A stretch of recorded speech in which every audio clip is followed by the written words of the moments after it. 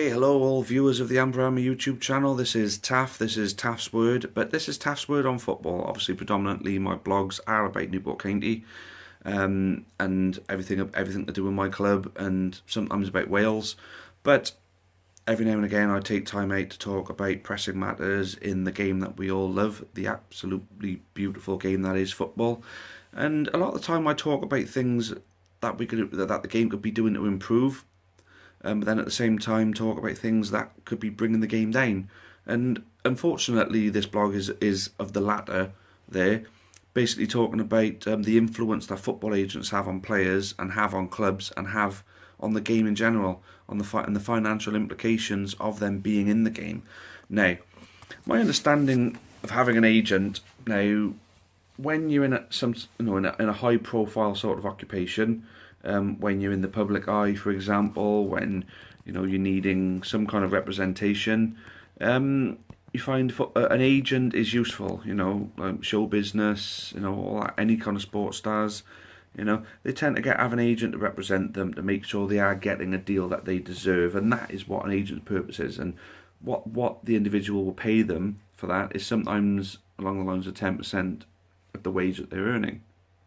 So on that, you're earning 5 million a year, your agent's going to make 500k, and if they've helped you get that deal, then that's their cut, then that's deserved, that's perfectly fine.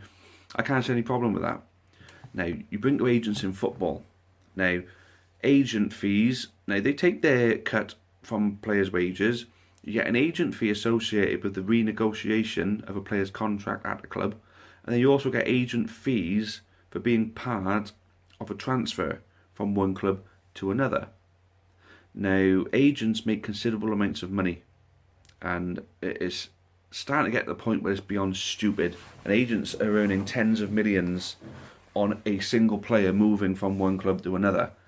Obviously, they're earning a fee, a percentage of a transfer fee. They're earning a percentage of the player's wage, and they're also earning an agent's fee for the negotiation of that player's contract. Now, in what world should a club be paying an individual player's agent? It shouldn't be heard of. It doesn't happen anywhere else. I mean, if a TV presenter from ITV decides to go to BBC, the agent is going to negotiate the contract with BBC, and the individual presenter will be paying that agent 10% of their wage. Well, it depends on what negotiation they got. I think on average it's about 10%. ITV and BBC do not pay that agent any money, and they have no obligation to. So why does it happen in football? I mean, if an agent is earning from a player just that 10% of that player's wage, isn't that enough to tide him over, considering how many players some agents have on their sort of roster, shall we say? I mean, obviously these agents are part of agencies, of companies, and some of these companies have hundreds of sports figures on their books. Now you consider hundreds of these sports figures who are earning millions every year. You've got to think of, obviously, the money these agencies are earning. How much money is being taken out of football and into these people's pockets? Now, obviously, like I said, the fair side of it is getting a cut of a deal that they've helped negotiate for. Perfectly fine.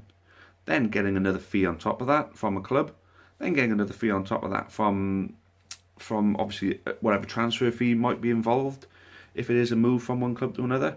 I said, well, where do you justify those payments, really?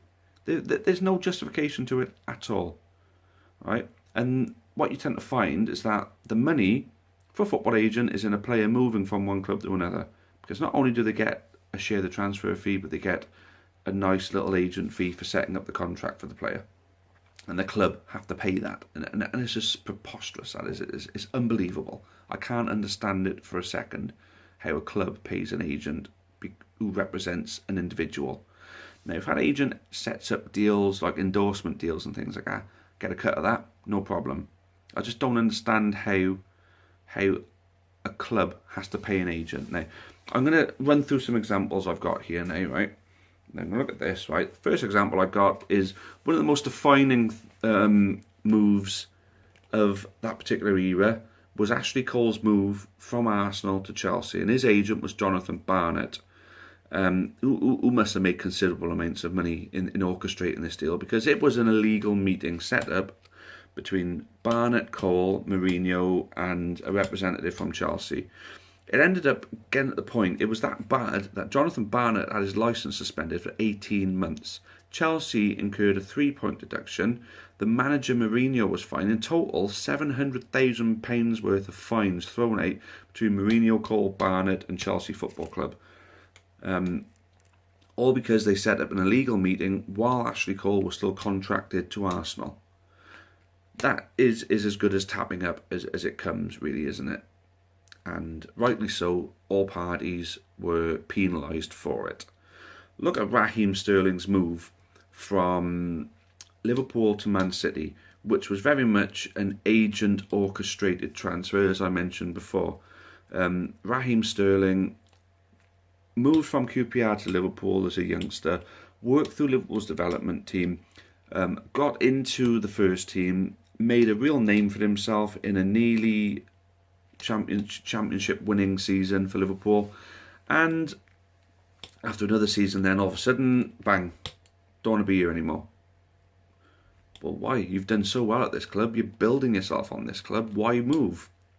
Well, the fact that Sterling's agent, A.D. Ward, made £2 million for himself just on the transfer alone, that's just a fee. So from that 49 million, 2 million of it went into the agent's pocket.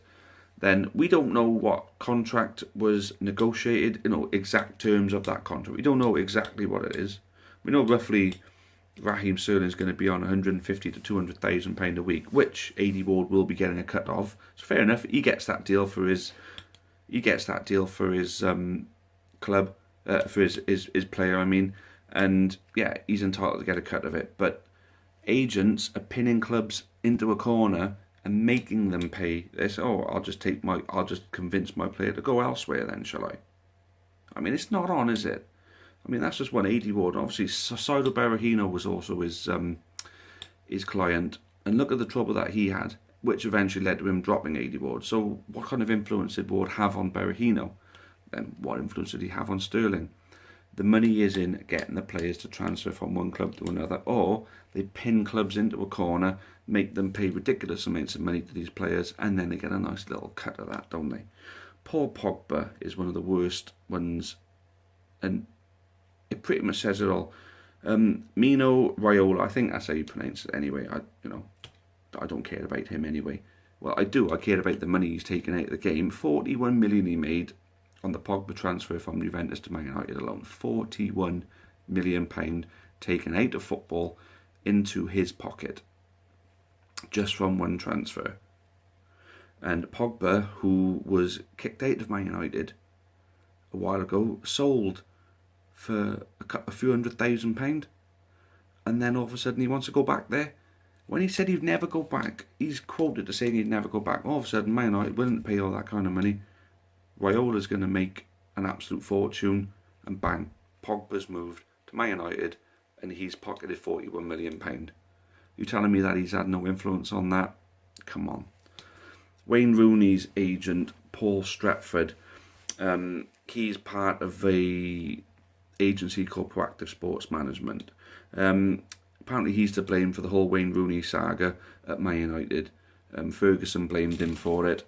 Basically, Wayne Rooney, if you remember, he handed in a transfer request, but ended up signing a contract in the end for £300,000. So this is an obvious case of pinning a club down.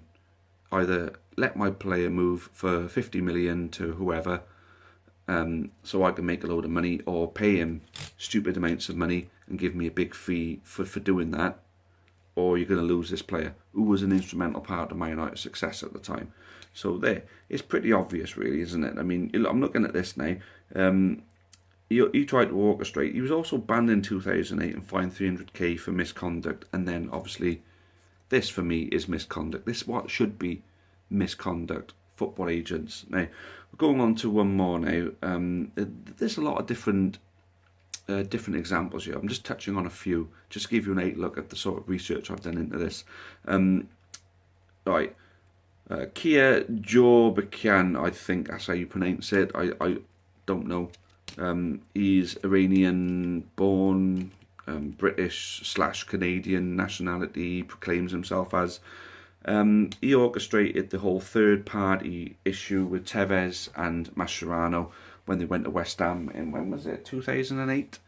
And he was part of the whole third party thing. He was a big part of the setup and all that. What was the company? Media Sports Investments. And they owned the players and loaned them out themselves to clubs. Third party ownership. Obviously illegal. Shouldn't have been done. And that's just another example of people exploiting football to make money. Football agents. And the thing is, he's not even a licensed agent, but he acted as one to make all that stuff happen, to make this company a load of money. So, in my evaluation then, based on those examples and what I've said before, football agents, are they ruining the game? Are they bleeding the sport dry? My opinion is yes. Should something be done about them? Yes, absolutely.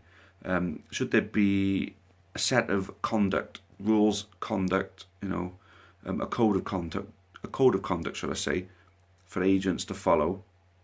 Should agent fees for setting up transfers and for negotiating contracts be scrapped? Yes, 100%. An agent should do exactly what an agent is meant to do. Represent their client, help get a good deal for them. Don't pin clubs down into a corner and make money only from their client. Their client should be paying them. No club should ever pay an agent money for anything. So that's pretty much my 2 cents on that. Football agents are bleeding the game dry. There should be a code of conduct for them to follow, and no club should ever have to pay any agent fees ever again. And there we go. I hope you all agree with me. I hope the right kind of people get to pick up on this opinion, and I hope a lot of other people out there have the same opinion, and something ultimately can get done one day. I know there are a lot of people who already have this opinion, and I hope to God the discussions are being had. But there we go. Agents bleeding the game dry.